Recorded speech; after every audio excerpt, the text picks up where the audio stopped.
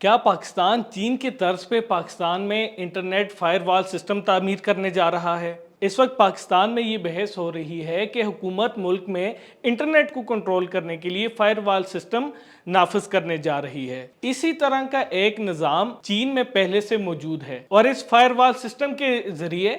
چین میں کوئی بھی U R L, website اور اپلیکیشن بلاک ہو سکتی ہے۔ اس فائر وال سسٹم کے حوالے سے ہم نے آئی ٹی ماہرین سے بھی بات کی۔ آئی ٹی ماہرین کے مطابق یہ فائر وال سسٹم انٹرنیٹ ٹریفک یعنی کسی بھی مواد کو بلاک کر سکتا ہے یا اس کی ریچ کو کم کر سکتا ہے۔ قانونی لحاظ سے اس کا کیا اثر پڑے گا، اس حوالے سے انڈیپینڈنٹ اردو نے جب قانونی ماہرین کی رائے لی تو ان کا یہ کہنا تھا کہ اگر یہ آئین کے حدود میں رہتے ہوئے اس پہ عمل کیا گیا تو اس کو آئینی کور حاصل ہوگا، لیکن دوسری طرف آزادی اظہار رائے،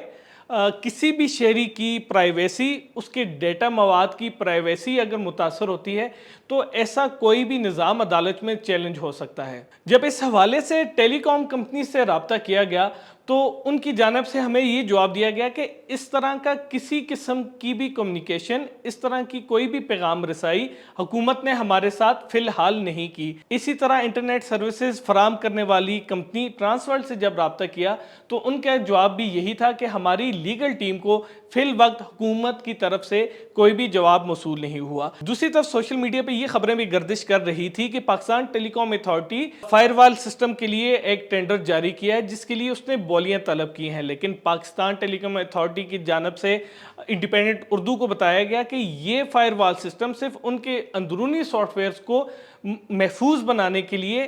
منگوایا جا رہا ہے۔ جب ہم نے حکومتی وزراء سے اس بارے میں رابطہ کیا تو تاحال ان کی طرف سے نہ اس کی تصدیق کی گئی ہے نہ ہی تردید کی گئی ہے۔